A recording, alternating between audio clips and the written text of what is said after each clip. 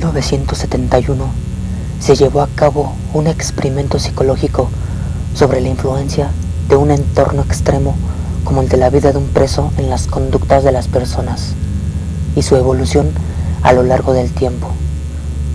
Tanto para los presos como para sus carceleros, tuvo lugar en la cárcel de Stanford y desde entonces se le conoce como el experimento de Stanford. Todavía hoy, a 44 años después, es objeto de estudios en las facultades de psicología y sociología, y eso que tuvo que ser cancelado bastante antes de lo previsto. Sus consecuencias fueron mucho más duras de lo que se llegó a prever. El experimento de Stanford. El equipo de investigación estaba capitaneado por Philip Zimbardo, que debutó en la Universidad de Stanford 3 años antes, y es un personaje célebre en psicología social y estudios sobre el comportamiento desde entonces. El estudio arrancó con recursos procedentes del ejército estadounidense, que quería entender las causas de los conflictos en sus prisioneros. Todos los participantes fueron escogidos mediante un proceso de selección homogéneo, sin distinguir entre prisioneros y guardianes. De los 70 candidatos, el equipo de investigadores se quedó con 24, imponiendo el equilibrio mental y una buena salud psicológica como principales factores de selección. De los 24, todos eran estudiantes universitarios, y la mayoría respondían al habitual perfil de varón blanco de clase media. A todos ellos se les prometió un pago de $15 diarios por su contribución a la investigación. Una vez aceptaron, el grupo se dividió en dos de forma aleatoria. Aquella primera división causó el primer conflicto. Muchos de los prisioneros decían que era evidente que los guardianes habían sido escogidos por tener en general un físico más rocoso y grande que el de los prisioneros.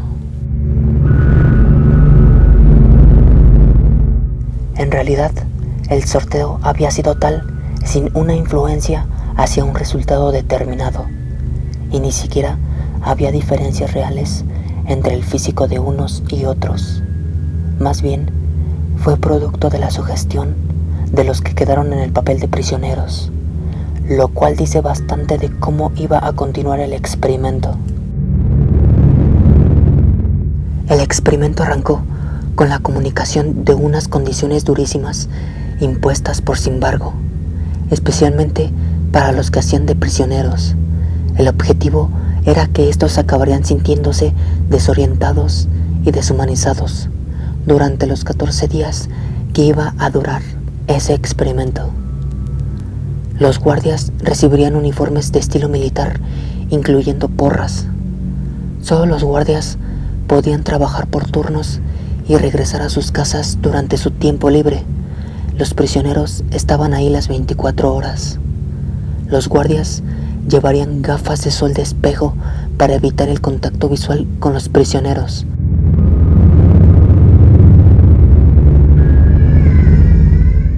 Los prisioneros llevarían túnicas de muselina sin ropa interior.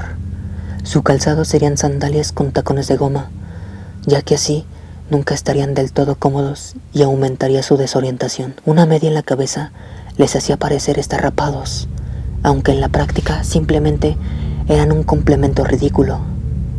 Dentro del experimento no tenían nombres, solo eran números, y así se dirigían todos a ellos. Para aumentar la sensación de opresión, los prisioneros llevarían una cadena abrazando sus tobillos. Las normas que se les impuso a los guardias antes de comenzar el experimento fueron escasas y algo difusas. Lo único que se les prohibió fue ejercer violencia física. Se les pidió que dirigieran la cárcel de la forma que ellos creyesen oportuna. Los prisioneros del experimento fueron visitados en sus casas por policías reales del Departamento de Policía de Palo Alto. Se les acusó de robo a mano armada y fueron llevados a dependencias policiales, donde pasaron por un proceso de detención como el de la vida real, con fotografía policial y toma de huellas dactilares. Después pasaron a la cárcel de los sótanos del Departamento de Psicología. Ahí fueron explorados desnudos desparasitados y provistos de su nueva identidad en forma de números.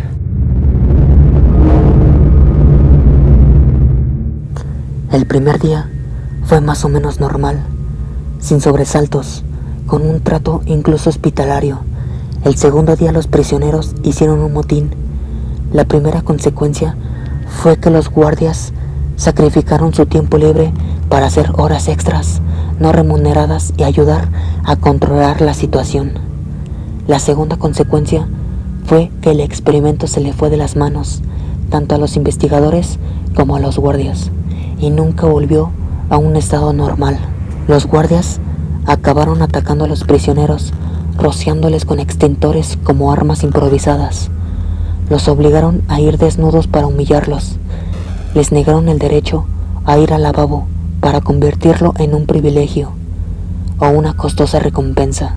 Hasta se decidió convertir la comida en un premio en lugar de mantenerlo como derecho fundamental. De ahí se pasó a prácticas aún más crueles, como obligar a algunos prisioneros a dormir en el suelo de hormigón, desnudos, tras quitarles tanto sus túnicas como los colchones de sus celdas.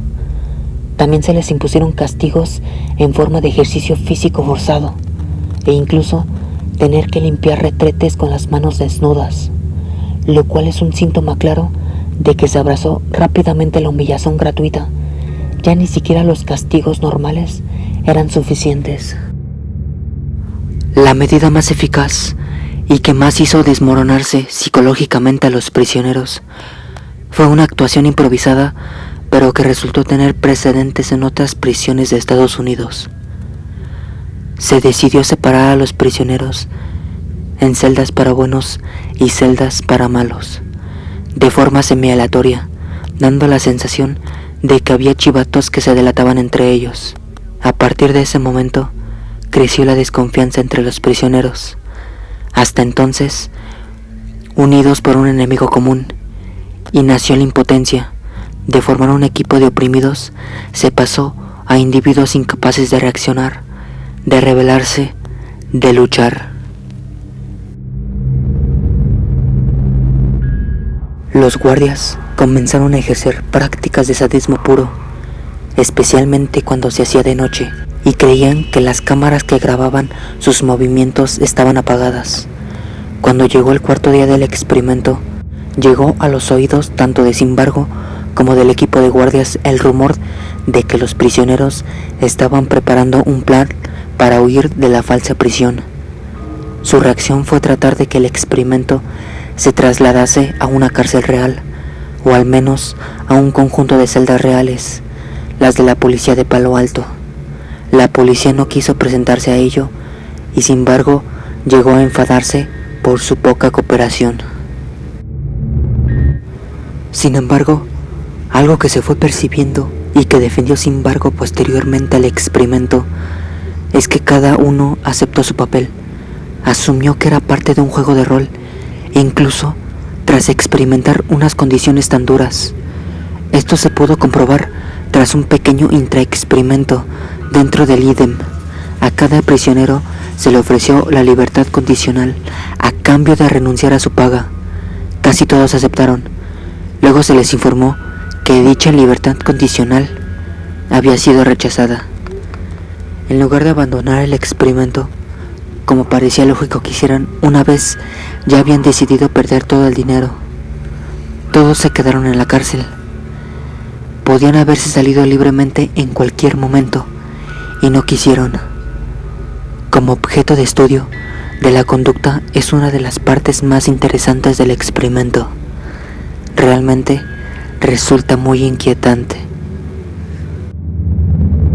Los prisioneros, tras ser sometidos a un trato sádico, a humillaciones reiteradas y a una opresión brutal que les dejaba físicamente extenuados y mentalmente bloqueados, sufrieron trastornos y desórdenes emocionales muy graves, incluyendo depresiones profundas.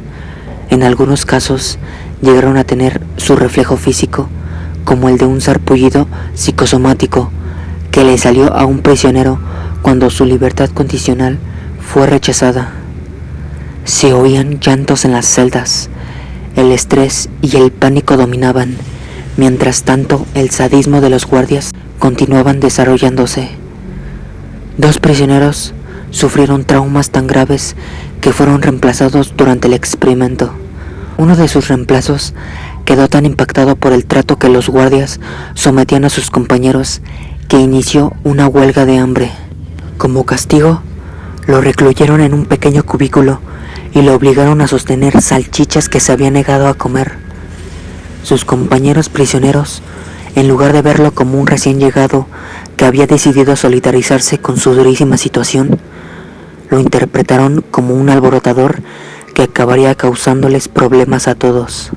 Cuando los guardias detectaron esta actitud, decidieron usarla en su propio beneficio. Ofrecieron a los prisioneros renunciar a las mantas y terminar con el confinamiento al recluso en huelga de hambre, o en su lugar conservar las mantas y permitir que el confinamiento durase toda la noche. Los reclusos escogieron quedarse con las mantas, aunque al final, sin embargo, entró en escena y obligó a permitir que el preso en huelga de hambre volviese a su celda. Cuando habían pasado 6 días desde que comenzó el experimento, Simbargo decidió cancelarlo. Motivo fue la visita de un estudiante a las instalaciones donde tenía lugar para realizar algunas entrevistas. Que no había tenido constancia de cómo era la rutina ahí, cuestionó la ética y la moralidad de ese entorno, de esas condiciones. Simbargo cayó en la cuenta de que nadie hasta entonces había cuestionado algo evidentemente reprobable. Los guardias estaban disfrutando de su rol. Los prisioneros parecían haber aceptado su sometimiento y sus condiciones, y los investigadores estaban atendiendo el experimento en sí sin tener en cuenta el factor humano y los límites de una investigación con personas como sujetos. Mientras tanto, algunos padres de los voluntarios del experimento reclamaron la suspensión del experimento y la liberación de sus hijos. Lo hacían tras algunos horarios de visita, aunque Simbargo ordenaba que tanto los voluntarios como sus celdas estuviesen limpios en esas condiciones. Esta petición fue inevitable. Se desestimaba en todo momento.